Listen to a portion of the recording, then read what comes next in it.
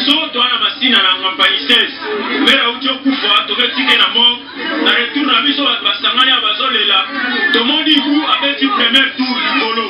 deuxième tour maman aketi na douche akekwe na douche apumwe apeta mapakune na sebo na douche ba tsukolaka asa mapakune kabu obenge au mona ndo mutaye merie ye zoe yende mutaye ibu maman va venir la sima ezala ye donc beaucoup va mettre peut-être bien de comment on peut faire clair quoi il a plus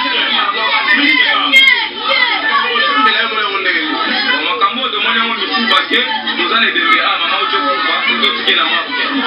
donc on a biso donc on moni ibu avec premier tout polo après akiti na se okita akiti na se ngai na landie na ndete bola na landie na ndete akoti na kata kota kata douche na ndete kona bamba eta ngalinga mata ana bandete on a pour tellement de monde on suspect et on doit video benga moliere ya azo ba image oyo comme ça on liwa mère eza clair c'est pas qu'il a coupi que abilité unité kama mtu wake ndio kwa kuimba mambo kuketana na